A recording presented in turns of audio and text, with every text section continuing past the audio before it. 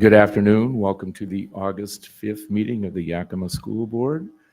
A few business items before we begin. We offer live streaming options for this meeting. You can find the link on our webpage under Find It Fast or going directly to www.ysd7.org/board-meetings. There will be two options for public comment today. The first option is for comment on agenda items only, and the second option toward the end of the meeting is for all other topics. There are two items to sign if you would like to speak today: a sign-in form itself and the guidelines form. If you are interested in past meetings, you may find a link on our webpage to the YSD YouTube channel to view past meetings that were recorded and posted there. Barb, would you call the roll, please? Director Rice? Here. Vice President Villanueva? Here. President Walker? Here. Director Navarro Jr. is excused, and Director Beckett's on his way. Thank you. Will you all join me in the Pledge of Allegiance?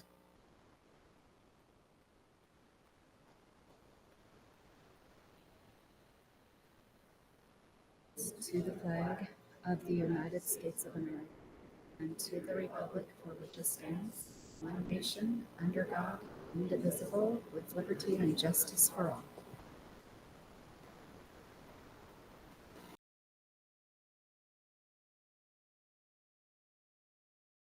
Today, the schools of the Yakima School District rest on the ancestral lands of the 14 confederated tribes and bands of the Yakima Nation. Hoy las escuelas del Distrito Escolar de Yakima descansan en las tierras ancestrales de las 14 tribus y bandas confederadas de la nación Yakima. The people of the Yakima Nation inhabited more than 12 million acres. La gente de la nación Yakima habitó más de 10 billones de acres. Across Adams, Benton, Chelan, Douglas, Franklin, Grant, Kittitas, Klickitat, and Yakima counties. En los condados de Adams, Benton, Chelan, Douglas, Grant, Franklin, Kittitas, Klickitat, y Yakima. Today we honor those native peoples who are tied to the land through history, legends, and culture. Hoy honramos a estos pueblos originales que están vinculados en la tierra a través de historias, leyendas y culturas. We acknowledge our descendants who live in the world today. Reconocemos a sus descendientes que viven en el mundo de hoy. We thank the caretakers of this land who have lived here and continue to live here since time immemorial.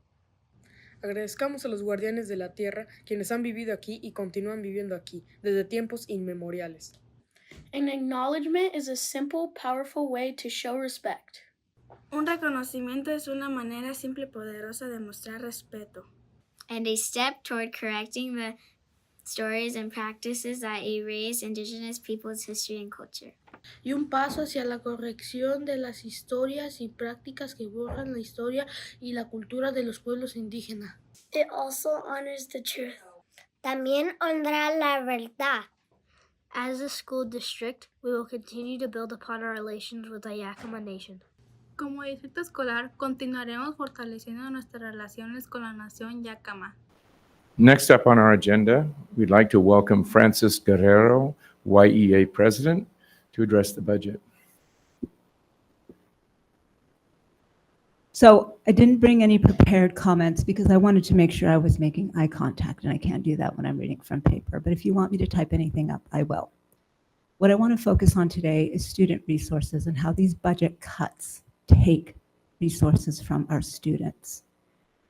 I know that you think other union positions don't affect me, but they do. When you cut a custodian, that is more money that my teachers are putting into their cleaning supplies and their own time that they are putting into cleaning their classrooms. That can't be let go, especially at the elementary level. They have to keep those room cleans. When you cut a protect, you're cutting resources to our students in terms of the family communications that we can't make ourselves, we don't have time to make. And it affects us because then it affects classroom management. When you cut parapros, paraeducators, you're really affecting students, especially at the special education level. And I have to tell you, for all the talk that I hear about inclusion and how we want to get there, and I have poured my heart into doing that in last year's work, what the district does is talk, but not walk. Inclusion means adequate funding, preferably more funding. And what you're doing, especially when you pull parapros, is inadequate funding. As a special ed teacher, when I had 2 parapros in my self-contained room, I could write those IEPs to say 200 minutes of inclusion because I had the support to push into specialist rooms. When you cut that parapro, it's not safe for me to do that anymore. And in my professional opinion, I'm going to take those minutes out. Less inclusion, because I can't do it, especially with increased numbers. You collapsed SPED classes, increasing SPED numbers. So whereas before maybe my SPED classroom was just K1, now it's K2. You've put more kids in there that need more supervision, but you've cut the resources to help me to do that, to increase inclusion. All parapros, all custodians, all secretaries, all of them matter to making our jobs doable for students. Here's the thing about being an educator. I'm quoting someone, I can't remember who it is, and I'm paraphrasing a little bit, but the best thing about being an educator is that you matter every single day. And you know what the worst thing about being an educator is? That you matter every single day. You cut us. If we're even absent, that affects up to 150 kids. I guarantee you, if Anthony is absent, no kid is noticing. I'm not trying to say anything, I'm just pointing out. If we're going to do cuts, they should be at this level. And I want to address specifically the questions that have been asked about how we've been collaborating with union partners. Let me tell you how I see that collaboration happening. I see 138 positions being riffed, and I hear my people saying, shouldn't there be an uprising? Yeah, I think so. Absolutely, there should be an uprising. And that's just my people. That's not even counting everyone else. And in the end, I know you've been told that almost everyone got recalled, but that was because out of those 138, 100, almost 10% of my membership actually chose to just leave. 36 retired, 56 resigned, and over the summer, several more have continued to leave. In fact, let's talk about that. You want to talk about collaboration. Cuts have continued to be made over the summer, and it was a violation of the contract. And the only one I refused to allow was the one that affected SPED, a SPED program. All the others I permitted. I could have been a witch. I could have said no. But not only did I permit them, I helped facilitate them.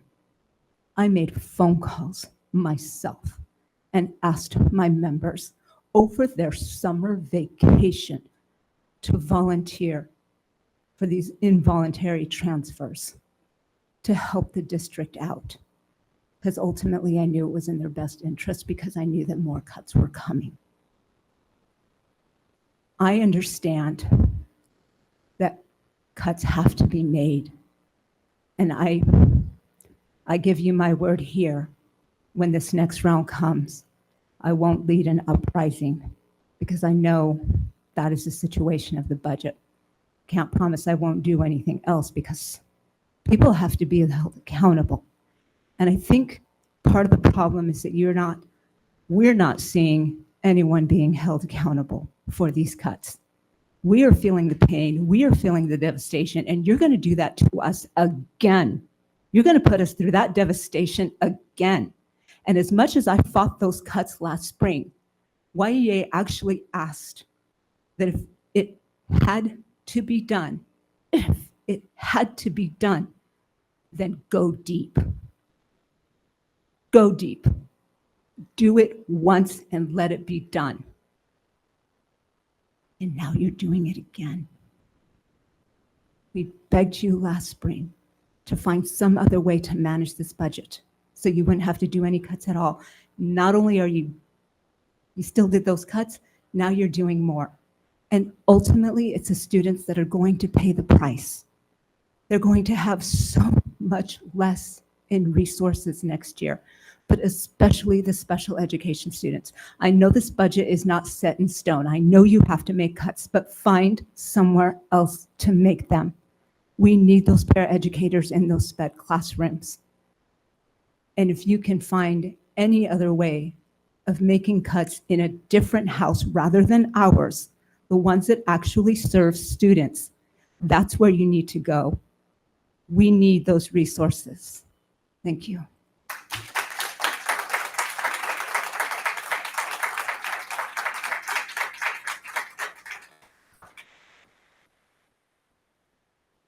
Next up, we have updates from members of the board.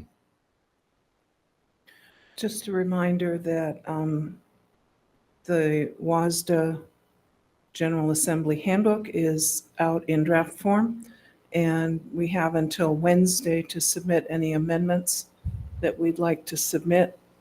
I've got a calendar that will follow the process until I think the last day would be August 20 or something like that. And then the handbook will be updated with any additions or corrections or substitutions that result from the amendment process. And then we'll have the final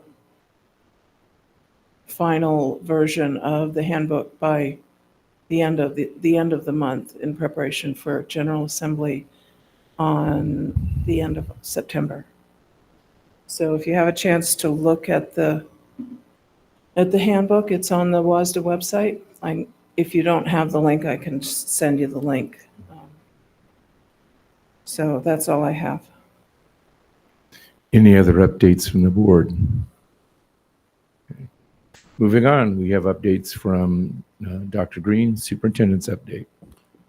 Thank you, President Walker, members of the board. We just met last week, so there's not many things to share other than we've had some great work that's happening throughout the district, both through leadership, but especially through our teachers in preparation for the coming year.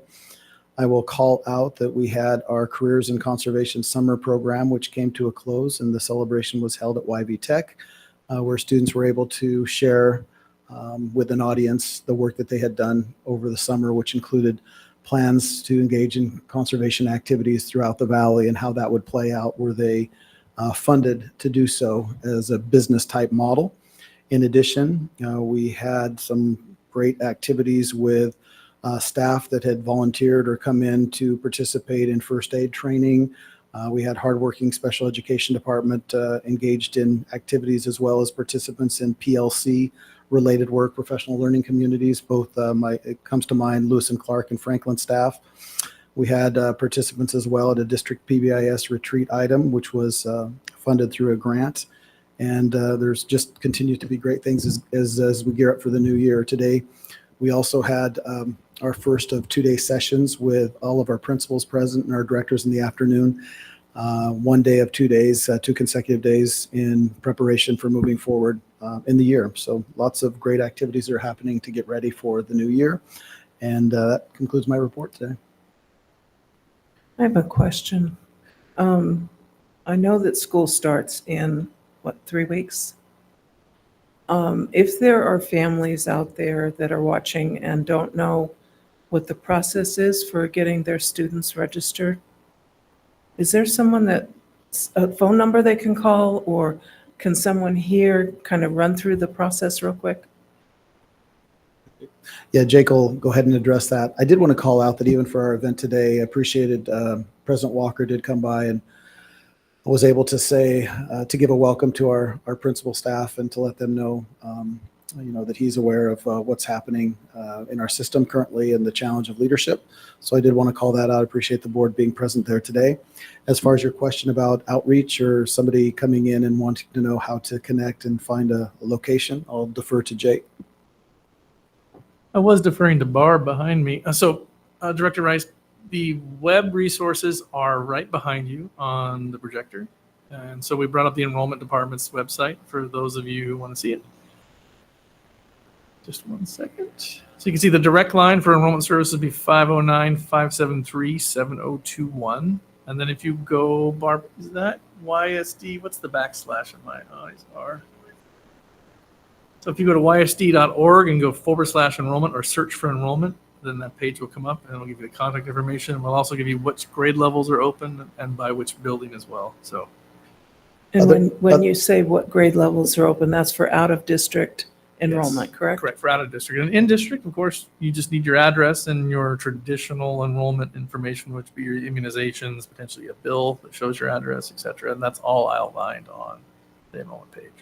There is a visual, the green are the grades that are open. And then you can see if you look across, for example, Gilbert has openings at K through 5 or 4.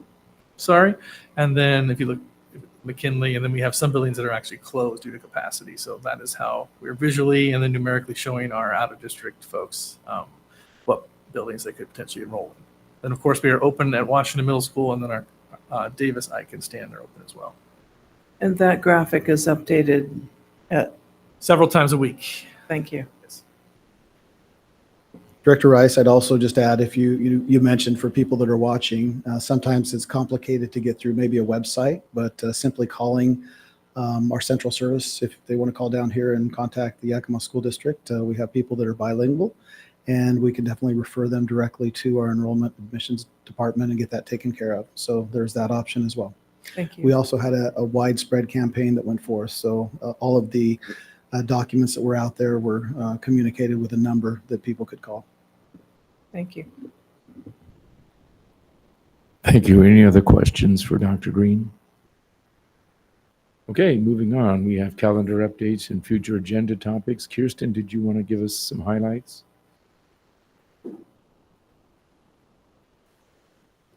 Testing. Just have a couple for you tonight, and they are board related. On August 12th, early in the morning at 8:30, we will have a board retreat at Davis High School. And then the second one is on August 20th at 7 p.m. We will have the board business meeting here at Central Services. Where's the retreat at Davis? Yeah. Do we have an in-building location for that yet? Sorry, I don't know that at this time. Okay. We're still working through the actual location at Davis, given that they do have the band camp that's happening at that same time. So we'll make sure to update that and get that information to you personally once that is firmed up. Just don't put us in with the percussion. Thank you, Kirsten.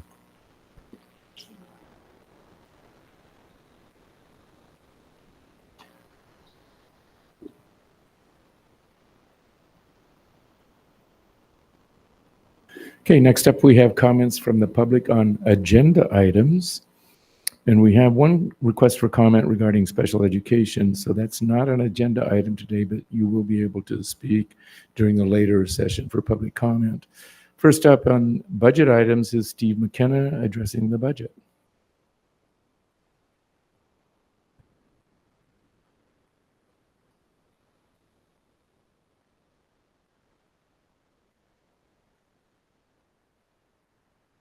In that case, we'll go to the next one, Kim Wahlberg from Discovery Learning Center regarding the budget.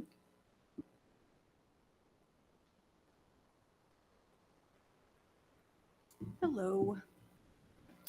All right, so board members, Yakima School District Special Education Directors, and to whom it may concern, I want to express my utmost support for the continuation of having 2 paraprofessionals in the special education classroom for kinder and first grade at Robertson Elementary. It's vital. I'm shocked that it's being reduced down to 1 paraprofessional as somebody who works in a self-contained classroom. It's vital for safety throughout the day. Having 2 parapros provides continuous monitoring and assistance, ensuring the safety of students both inside and outside of the classroom. Their presence is vital during physical activities, lunch, arrival, departure, breakfast, assemblies, practice drills, and in emergency situations. You just look at the logistics, having worked in a special education classroom. If my parapro is in the bathroom with the student, which they often always need assistance, that's just going to leave the teacher there to monitor every other single student in the classroom. And if you have a behavior going on, then there's no one left to monitor the rest of those students. During transitions, the two parapros can help students and facilitate smooth transitions, reducing anxiety and behavioral issues by providing support as they go between classes. And at Robertson, all of their transitioning is done outside. So it's vital to have that second set of hands there to help those students transition safely between environments. Again, kind of piggybacking on what Franny talked about for specialist sessions, when students are attending PE, music, library, STEAM, assemblies, they need the support of those paraprofessionals there to make that successful for them. So if this is a district that truly is supporting inclusion, I don't understand why we're cutting our special education parapros. Does not make sense to me. I kind of talked about bathroom assistance, but again, it's particularly challenging for our special education students. We have a group of incoming and remaining students who require one-on-one assistance with bathroom needs. So again, two paraprofessionals in the classroom ensure that those students are getting the support they need for bathrooming while maintaining the safety of the additional students. Again, individualization is super important in special education, and so having two classroom paraprofessionals help implement the individualized instruction and interventions, allowing the teacher to, again, address the diverse needs of the classroom more effectively. With one paraprofessional instead of two, we're not going to be able to do the individualized learning teaching that we need for our students. Meeting IEP goals, the presence of paraprofessionals instrumental in supporting the achievement of IEP goals. They provide one-on-one small group instruction, track progress, adapt strategies to ensure each student meets their specific objectives and goals. And then support for our nonverbal students is vital. We're using paraprofessionals to assist in using and maintaining augmentative and alternative communication devices and fostering those social interactions. So I just think it's very sad that we're doing more cuts and it's going to affect our most vulnerable learners in the district. It's vital that we have the support for our special education classrooms, and that's on behalf of Rebecca McGoffey at Robertson.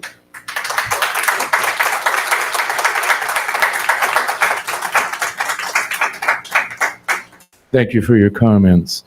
Steve McKenna, also regarding budget.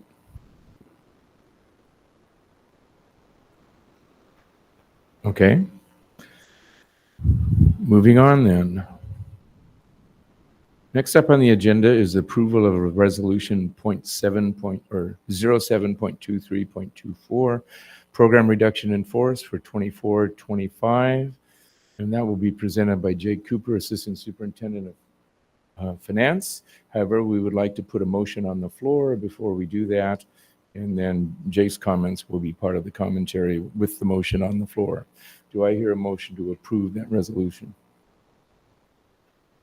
I move that the board adopt resolution 07.23.24 regarding the reduction in force of classified staff. Thank you. Do I hear a second? Second. It's been moved and seconded to approve resolution 07.23.24. Mr. Cooper.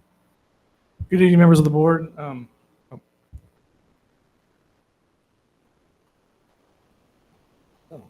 Oh, we have this is the comment section.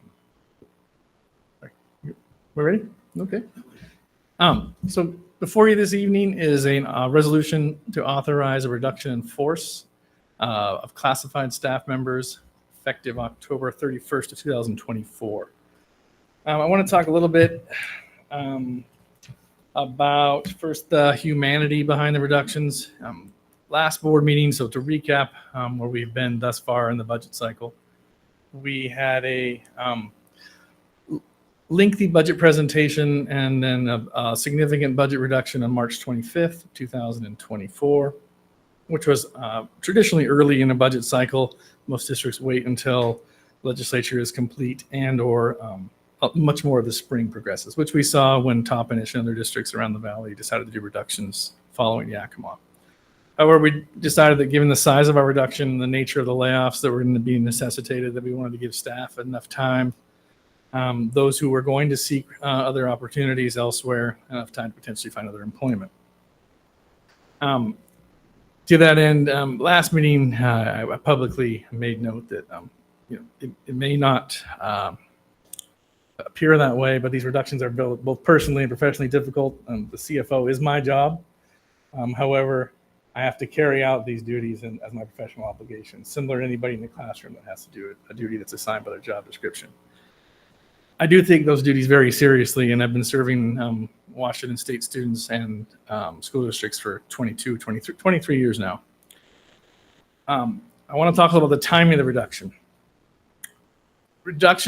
Mid-year reductions are saved for financial calamity, which we are in, continue to spend above budgeted amounts, and are eating into fund balance severely, as we've seen in the last 2 budget cycles. So financially speaking, there are very few tools as a CFO you can use during the middle of the year to reduce spending. One is to reduce non-employee costs or material supplies and operating costs, as they're commonly referred to. We have done that, and we're going to continue to do that. The other, which was exercised, I've had to exercise a classified reduction of this nature 3 times in my career, twice during the global financial crisis in 2008 and 9, and then again during COVID, where the district I was CFO of lost 1,500 students at the start of the school year.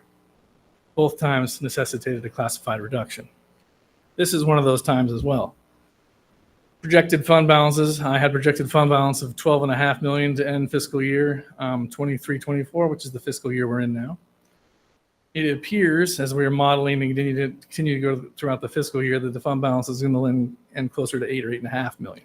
That's a $3.5 to $4 million swing, or 1% approximately of the operating budget. What our fund balance at that level forces us to do is look for alternative financing in negative cash months, as we talked about. So last board meeting, I asked the board to approve an emergency apportionment advance, which is a tool that allows you to get your apportionment or state funding earlier. This helps you bridge your cash flow. So the school district has many optional days before the start of school. There's in fact 9 optional days in YEA's contract. Those optional days are often worked in August and then early part of September. And so we pay almost 9 days worth of extra pay in the month of September, which has a huge drawdown on our cash flow. Remember, I also said at this podium, so we are a reimbursement-based district. We have a huge amount of grants, which means we have to front fund a huge amount of cash and then get that reimbursed via the federal, either federal grants or the occasional state grant. So that explains some of our cash position. Regarding a reduction in forces before you this evening, I want to talk about the legality. The district has to prove that it has a rational basis for the reductions. So you will find, and on every agenda item of this nature for the public, including my labor partners who often ask for information, everything is attached to the agenda item. So the budget, the FO95 if it's there. So in this case, the agenda item has the budget hearing or the budget presentation from March 25th. It has the public presentation from last board meeting on the budget. And also it provides this resolution, which gives you updated information. So the rational basis we have established based on our current financial position. And additionally, our need potentially to borrow, as I said, or receive money sooner than we should need be to make September payroll. I also want to talk about why classified staff and why now. So certificated staff in Washington State have an annual agreement, which after May 15th, they're guaranteed employment unless that agreement is either nullified by misconduct or evaluated purposes. That contract is annual in nature. Most classified staff in Washington State do not have an annual agreement and therefore can be laid off or reduced at any time. So that is where we find ourselves now, is with the employee group or groups. I'm a classified employee as well. I do not have a certificate. This would be when classified staff are where the reductions are going to be mid-year. To that end, we've also heard about administrative reductions. And I know in this table that when doing budget reductions, there's never been in my career enough of admin reductions. It's never satisfied anybody. I've never heard, yep, you've got too much admin or you cut admin enough. So just so you know, I understand that. I did, however, and we brought forward the actual admin data and where we ranked in the state. And so we are not bloated. We are well below the state average, as is numerically proven. However, we need to continue to reduce administrators. So to that end, admin staff in the coming year, those who volunteer, and there has been many, are going to take 5 days of unpaid furlough. So there's 5 days of pay that I will not be taking myself. Additionally, we have ceased vacation cash out for administrators. So that will save the district about $325,000 with those self-imposed moves. Those are mid-year. Obviously, we're going to continue to address administrative staffing levels next cycle. But again, similar to certificated staff, most administrators on an annual contract. So those reductions will continue. As I said last meeting, we are going to continue to evaluate admin levels, cert and classified, and then, of course, support staff levels. So the resolution before you this evening provides a reduction in force of approximately 39 FTE across several bargaining units. And if you'd like to, hold on. First, let's look at the fiscal impact. Barb, would you take me to the first page? Thank you. So we'll start at the fiscal impact and we'll read down. So the annual savings of this reduction in force is approximately $3.5 million. The resolution before you this evening, though, would not be enacted, or the reduction in force would not be enacted until 10/31/2024. So the district would have 10/12ths of the savings, not the full 12 months of the savings, as we talked about. Our operating deficit brought before you last budget was approximately $3.3 million.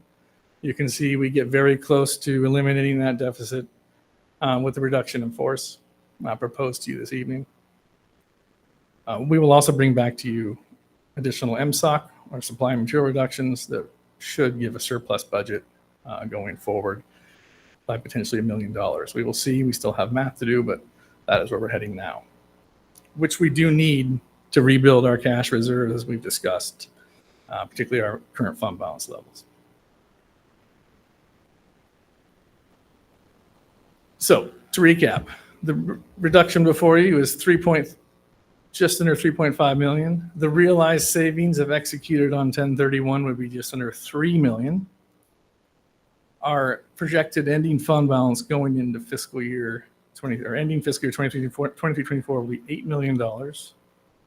And if no action is taken, that fund balance would be $4.7 million remaining if there's not a reduction in force enacted this evening.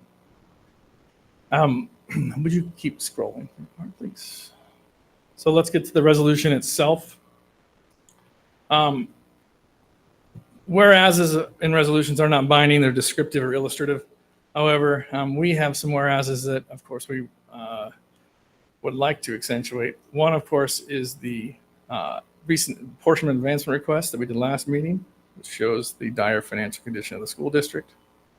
And then the fund balance, of course, of $8 million, which is well less than the board's established standard for minimum reserves. And then, Barbara, if you would mind, keep going. So the reductions proposed to you this evening are detailed by bargaining unit, by FTE, and their estimated savings. In classified staff, FTE is calculated based on hours per day and then a 2,080-hour year, so it is different than certificated staff in that way. So what you see before you are 39 positions across multiple bargaining units, and then, of course, the savings amount as we discussed earlier. So you can see YEOP has 12 FTE or 96 hours. OSG, or Office Support Grouping / Exempt, have 5 positions. Technology, 6 positions or 48 hours a day. Yakima Maintenance Association, YMA, 6 positions, 48 hours a day. YABS, or Yakima Association of Building Services, 10 FTE or 80 hours per day for a total reduction of 39 FTE or 312 hours. So that is the universe of reductions before you this evening. It's detailed by labor group and by their estimated FTE hours and financial impact. Are there any questions on the resolution before you this evening? I have a question related somewhat to some of the comments that we heard earlier around special ed. I don't see any of the parapros on here. Can you help me understand Right. Correct. changes there? There are no parapros being riffed. There are parapros being reassigned. And some of what you heard earlier was a change in some of our self-contained classrooms. We have 50 or 52-ish self-contained classrooms currently. Some of those classrooms, there was a decision made to the contractual minimum in the YE agreement is 1 para per self-contained room. The district has staffed 2 in most of those rooms. However, with the continued increase in one-on-one paras, 90 district-wide currently in the budget, we made a decision in some classrooms where possible to take the 2, which was 1 above the contractual minimum, down to 1. There are still enough para openings, so there was no reduction in the para workforce. There was still enough openings to absorb and move all those. So what you heard was not reduction in para FTE. What you heard was a change in assignment and a change in where they're working to some extent. So there is no RIF or para reduction in force proposed for this evening. The entire universe is what's in the resolution. And is what you said around there was enough vacancies to support not having a reduction in parapros. Does that mean we're maintaining the same level of staffing in our parapros overall? And No. we're just reassigning them? Correct. There are fewer parapro budgeted. However, we had a significant amount of openings that did not necessitate us to make a reduction. I see. That makes sense. So there is no need for a reduction in the parapro unit because I believe HR is here. I believe we still have openings in paras now. Yes. So we still have open positions. Sorry. And so we're saying those openings aren't going to be eliminated. We're still filling those openings. Correct. Okay. Any other questions or comments for Mr. Cooper? I just had one question. You referred to the administrative overload, and we've heard a lot about that. The number I heard is that we were going to arrive somewhere around 9%. And what's the state average for a district this size, approximately? I will not be able to quote you directly. So I believe the last time I looked at this compiled statewide average, it was 12.4 or 12.5% admin. That's We were running 10.5, 10-ish.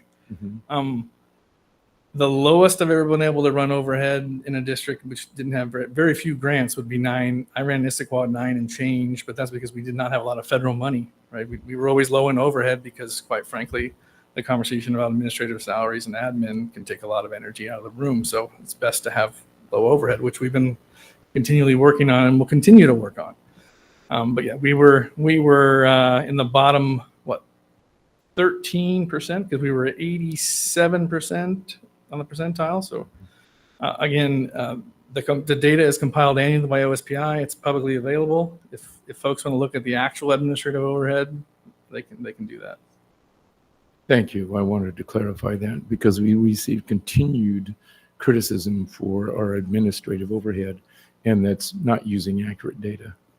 Thank you. Any other questions for Mr. Cooper? You talked about also coming back with a reduced MSOC budget.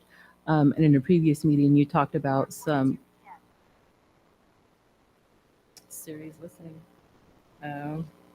She's always listening. Can you talk about, you talked about some financial protocols put in place to oversee all district spending. And there's some additional reviews and approval levels. Can you talk about what those controls are? Yes, as financial situation tightens, and then of course I'm relatively new as your CFO. When we go in and look at and review systems from an outsider's perspective, there's some changes that may need to be made in internal controls. One major change that we're going to utilize is the district wholeheartedly took on credit cards as a way to procure, which saves you money on purchase orders. It does. It can save you time as well. However, we also need to downsize the number of credit cards we have because quite frankly, the spending on credit cards, it's not visible till after the transaction occurs. The district has been doing about $200,000 a month on credit cards, which is not abnormal for an organization our size. However, there's not visibility. So there's no purchasing, the purchasing controls are after the fact. They're not before. So we need to institute and change our credit cards and slow down the procurement. The same with on the purchasing side as well. We have noticed a lot of what's called confirming purchase orders, which means I ordered it in March and now I'm going to get around to put a purchasing order in June. Well, that doesn't tell the finance office that those funds were encumbered or that they're no longer available for use. And so that is another retraining, as well as all purchasing needs to go through authorized controls, because our policy is that if that, for example, if you were a staff member and you called somebody to do an order, which we had the other day, we got an invoice from a vendor, and I said, well, where did you get this information from? Well, a teacher called me and told me they wanted to order it. Okay, well, we had a bill for $2,500 and no purchase order. And so our policy would say that the individual is held personally liable for that. That's something we haven't done here yet, because that's a big cultural change. But that's one example. We pay the bill, we go through the purchase order, call the teacher and figure out who made the phone call. But those are the types of issues that happen again and again. And when you're running a tight financial margins, every turn of the knob, every tightening up you can do puts more money back into program and helps your solvency. Those are two examples recently. Supplemental contracts are another. We are changing the way we do supplemental contracts as well. We have work on supplemental contract that is beginning before it's approved by administrators in some cases. So staff will start work before the work is completely authorized, which we need to change the flow of. That will save us a significant amount of money, I believe. And then, of course, we're renegotiating all our contracts, not labor contracts. We're renegotiating our large software, curricular, etc. So myself and others around the table are setting out with all these vendors, and we're working to push them down. And if they want to continue to do business with us, they're going to have to sharpen their pencils. So ESSER is over. So a lot of those companies that have been getting business nationwide and around the state using federal money, they're ready to renegotiate for some better deals. And that's what we're going to go after aggressively. So those are some of the few items. Energy conservation is one, too. We have a very aged fleet of HVAC and energy equipment, which does cost us a significant amount of money. We're working on grants and potentially some matching funds for HVAC improvements, because that does drive money right to the savings, right to the bottom line. As soon as you can pay less in power and put it into program, we're better off. So it's a multi-pronged, all-out assault on expenditures in a good way. I mean, we have to be smart on how we're spending our money. My goal is always to put as much money in the classroom as possible. And the only way you can do that is if you cut down on non-classroom expenditures and make tough decisions, which unfortunately we're faced with now. So. Thank you. Any other questions or comments for Mr. Cooper? Okay, we do have a motion on the floor to approve resolution 07.23.24, program reduction in force. Barb, would you call the roll, please? Director Rice? Aye. Vice President Villanueva? Aye. President Walker? Aye. Motion passes 3-0. Thank you. Next up, we have Mr. Cooper again presenting on an interlocal agreement with the West Valley School District.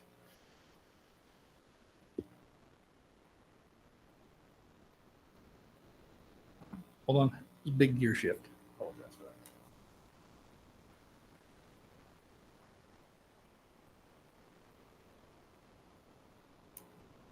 I believe this is a renewal of an ongoing interlocal and has been reviewed by legal counsel to form as well. So before you was an interlocal, but between West Valley and Yakima, and has been in place for quite a while. I'm trying to think of anything in here that I need to bring your attention to. Oh, no. No, hold on. I'm just trying to figure out if. So this is the, sorry, there was a different interlocal. This is the purchasing cooperative for the food. Apologies for that. There's a different interlocal in my mind. Cassie Davidson, our food service director, has implored me to get this before you as soon as possible so she can get procuring for the start of school. So before you this evening is an interlocal we've had in place, but needs to be updated for our continued purchasing with West Valley on foodstuffs and food service goods. If there are any questions, I'd be happy to answer them. Cassie? How does this affect our partnership with Good question. the warehouse up on Fruitvale? This is a purchasing cooperative, so this is for procurement. So school districts around the state have had to join these cooperatives, and so oftentimes like Eastern Washington districts will be on the west side cooperative, and west side will be on the east side, and then that's because, as you believe it or not, procuring traditional school food service items has been difficult. We do a huge amount of substitution, and so to that end, this is for purchasing. The Northwest Harvest Agreement is for storage and distribution.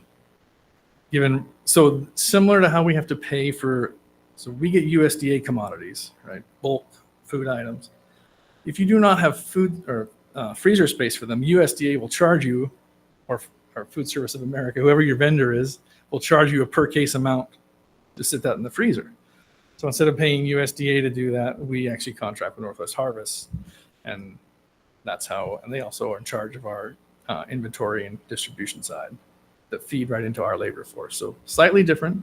Both agreements are utilized to help us lower costs in food service, logistically and on the purchasing side, because our food, just like at home, is more expensive now than ever. Do you know if we have been approached by other districts in the valley to be a part of this agreement? When I spoke to Director Davidson about this, she said that the membership of the cooperative has varied throughout the years, in and out, in and out. I think even Yakima has gone in and out. So sometimes it's district food service leadership, right? Like anything else, they may have different ways they want to procure, and then other times it's just the time of it, right? So we all get together. Sometimes it's to procure a specific item. I know like fresh meat we've been procuring directly and locally some of our beef and other food items. So this is one way where we can get more districts together and then procure locally, which we like to do. If we can buy local beef and it's competitive, or local meats, that's what we like to do as well. So it depends. It changes year to year, Martha. I would also add that we don't know who is also partnering with West Valley. My understanding is that we're not the sole interlocal agreement with them, so they could have an interlocal with a variety of districts to increase that purchasing power through their organizations. So they're simply the entity that does procure it through this agreement for us.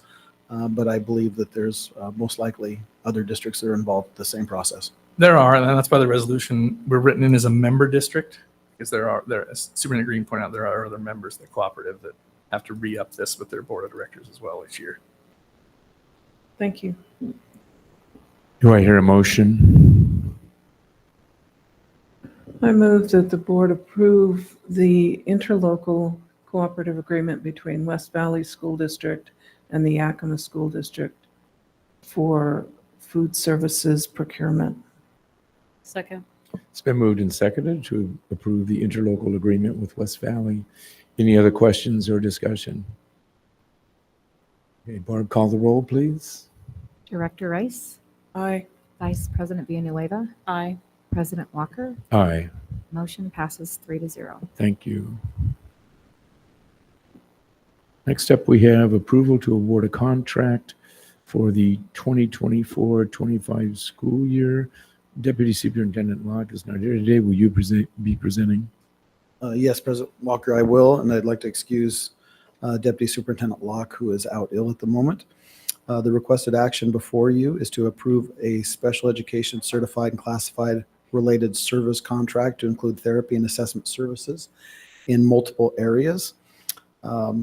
Within our district, there are students who require psychology and physical therapy, as well as speech, occupational, ASL, one-on-one para services. And if we are not able to meet and to fill open positions, therefore, in those cases, we need to reach out to other outside organizations. Our first approach is to always fill that within. It is certainly something that we would like to do, is build that up internally. It's also more financially prudent to do so. However, we do need to meet the obligations before us legally in serving our students as well as morally. So therefore, the request in front of you does consist of approval for 11 different entities who have all been verified to meet the request for proposal criteria on cost. And before you, we would ask for an approval of the amount of up to $2 million to serve our special education students in the capacities that were mentioned previously. Thank you. And if I recall, I believe the purpose of doing this at this time, we used to run into having to continually seek approval throughout the year because costs are running higher. This is in order to prevent that and streamline those costs. Correct, Director Walker. Similar to having clarity on cost is what we're trying to seek, and this allows that. This is an up to amount as well. So if we need the contracted services, the purchase orders or contracts would be put in, and we would have that amount encumbered. So correct. Correct. Thank you. Any other questions or comments from the board? Do you have a sense of how much we would save if we were able to fill all these specialist positions with internal hires? We have had several examples of this recently. So we have paras that we brought 40 positions that were contracted in-house last year.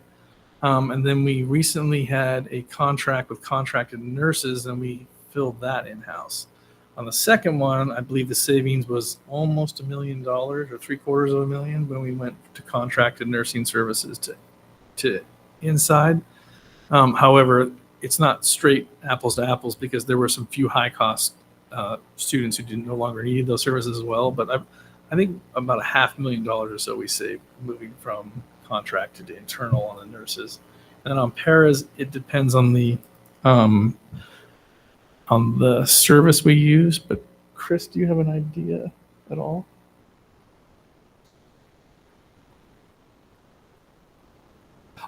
So another one that we're working on, so the ASL interpretation that was before you this evening was part of that contract. And Chris, do you have the numbers on top of your head? There's a lot of numbers in here. I'm sorry. What we could do is we could get back to you with those numbers. I think we've proven we don't have an accurate number as far as what that would look like. Make sure that we can stand behind that number. I will reiterate that when we do go outside for services, the services that we go out for are more costly. So they would be above and beyond, but the actual number we could come up with at a later date and get that to the full board. Sure. Make a note. Thank you. Okay. Easily done. These are not new services or new entities that we're contracting with. These are ones that we've used in the past consistently. So it's not new types of purchases. It's just a renewal. We have to do this each year.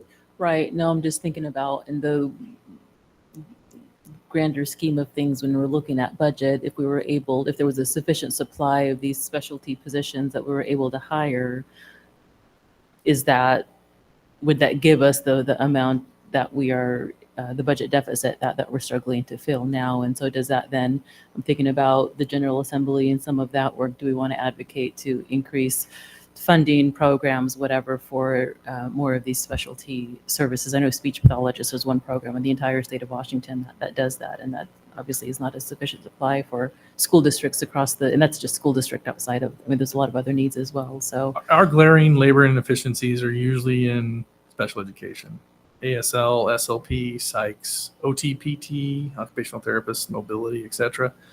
I would love to have everybody as an employee and not on contract, because I think like an SLP, for example, that's almost double the cost per hour on an hourly basis to serve students remotely. And then when you add an SLPA, which is an assistant to do the remote work, you're looking at almost $200 an hour to serve speech on a singleton basis. Wow. Where, on a per diem rate for a teacher, even on the top end, would be $75 or $80 an hour, excluding benefits. So it is a significant, but at the same time, there's no pipeline. Those currently in Washington State, those folks don't seem to exist. Every district has the same problem with its skilled special education educators. I agree. It is a massive problem that needs attention for sure. Thank you. Thank you. Any other questions or comments? That said, do I hear a motion?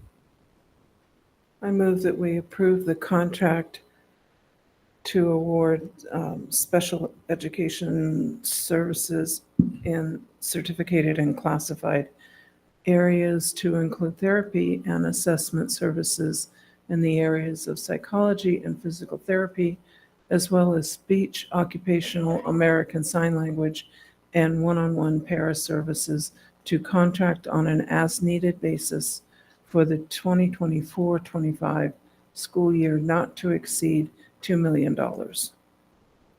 Second. It's been moved and seconded to award or to approve awarding this contracts. Do I hear any other comments or questions? Barb, would you call the roll, please? Director Rice? Vice Aye. President Villanueva? Aye. President Walker? Aye. Motion passes 3-0. Thank you. We've now arrived at our second opportunity for public comment. I believe we have 2 people that were signed up to comment that have not done so yet. First up would be Felisa Sanchez from Adams regarding special education.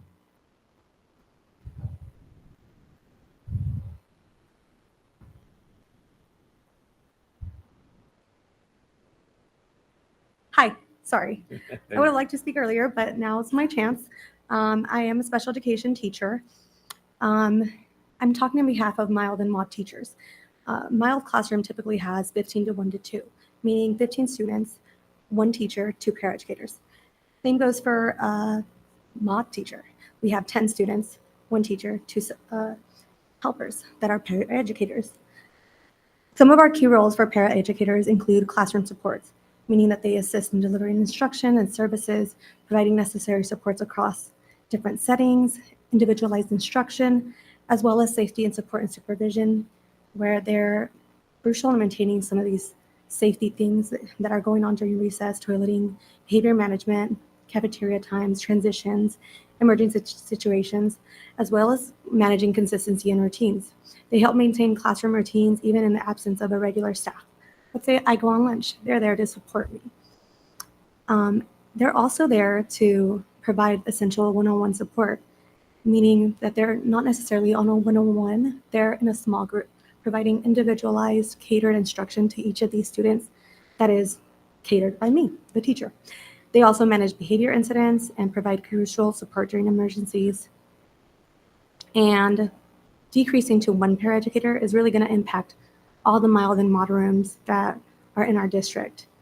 Decreasing would mean that you would limit specialized instruction, impacting academic performance. You would also have fewer paraeducators in all buildings to support the strain that you're going to put in these classrooms. You would compromise safety, just because fewer paraeducators in these classrooms would heighten safety concerns, particularly during emergencies. It would increase teacher workload. They already have significant demands on special education teachers, and it would just intensify, leading to burnout. You would have less special education teachers. The absence of a paraeducator would disrupt established routines, which are critical for students' learning and emotional stability. Sorry, it's nervous up here. Maintaining 2 paraeducators in both mild and moderate self-contained classrooms is essential for providing the necessary individualized instruction, ensuring safety and promoting inclusion. This support is critical for academic and social development of all students. Removing a paraeducator from these classrooms contradicts the commitment to providing equitable access to education of all students. Basically, you guys are removing faith from these students right now. It risks disproportionately isolating students with disability from their general education peers and compromises the quality of education we strive to provide at YSD. This is not just from me. This is from teachers at Robertson, Roosevelt, Adams, all mild and mod rooms that need that extra support, students that need that extra support. But we're removing it for some reason. Help me understand why.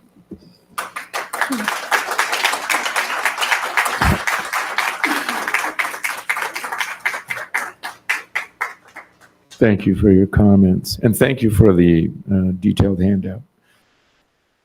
Next up, we have Steve McKenna, also regarding budget.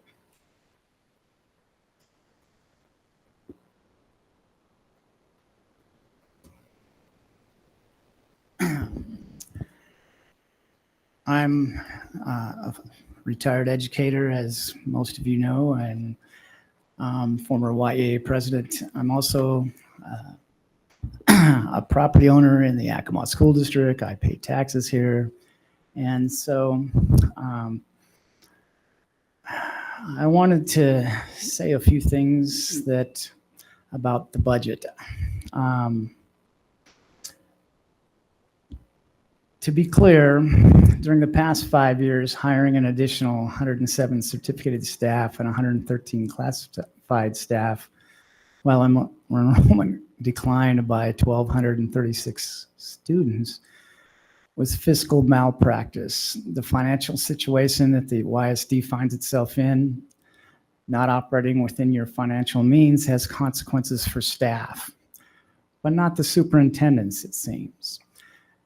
The leadership is going to RIF large numbers of employees again this year, as you just passed a resolution for classified employees.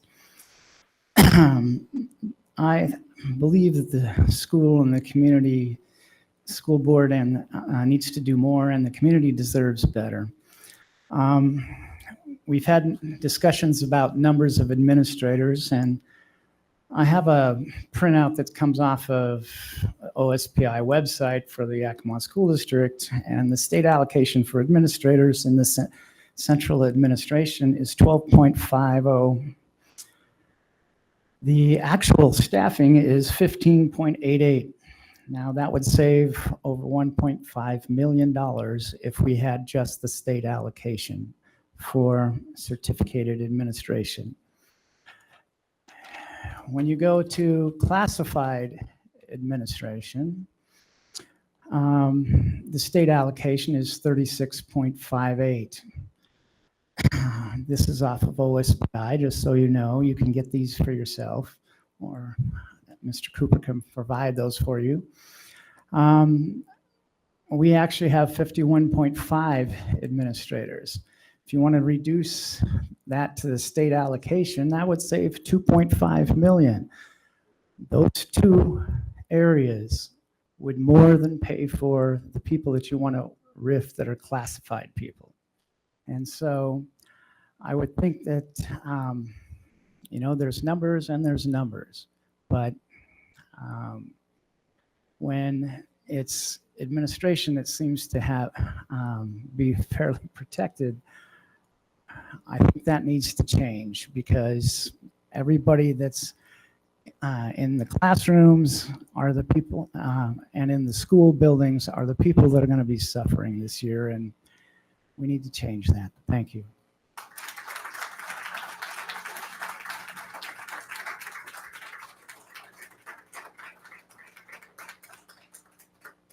Thank you. Oh, we have one more, Vicki Dwight.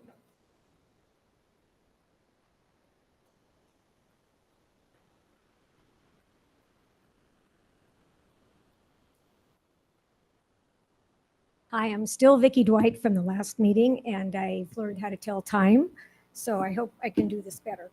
Who notifies the people that are RIF'd? Is it the decision makers, the people here, or, okay, and I would hope so. So since the other budget strategy doesn't seem to be working right now, how about zero-based budgeting? That's something that can easily, I think, be justified to not only staff, students, but parents and community. Start in the classroom, fully staffed, fully resourced. Okay, only after that, do surveys. Back when I was president of YEA 2004 to 2012, we used to routinely survey our staff to find out what kind of resources that the downtown administration could offer. And I'll tell you that always number one was HR, and number two was tech services. And so I would fully staff, fully resource classrooms, give the principals, teachers, and classified staff what they need to fully do their job, then go to the survey, see what needs they have that they can resource from the administration building, And they will tell you what they need. And only after that do we start staffing downtown with what the students and staff needs. Thank you. Thank you. That concludes our comments for today. We do have a need for executive session. We have need for executive session for 35 minutes on 2 items, current potential litigation with legal counsel and performance of a public employee. Thank you.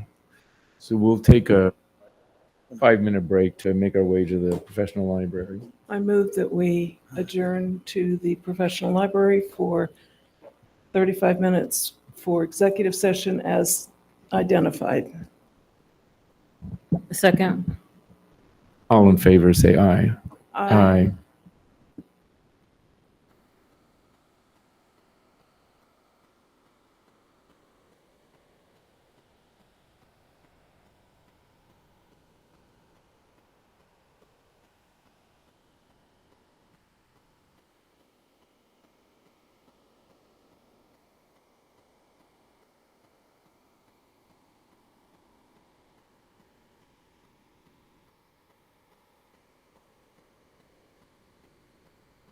For those who are still with us at this board meeting on the 5th of August, we have just finished the first 35 minutes of executive session, and the board has extended for an additional 10 minutes. So we have an additional 10 minutes, which means it will conclude at 6:02 p.m. Thank you.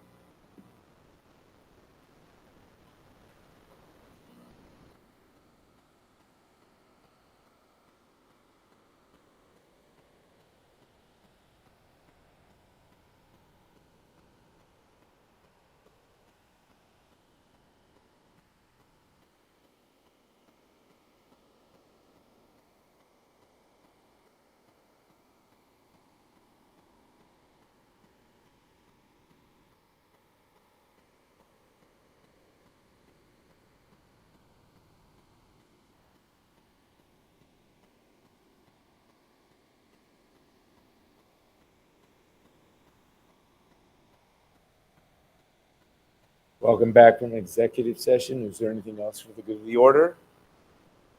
Meeting adjourned.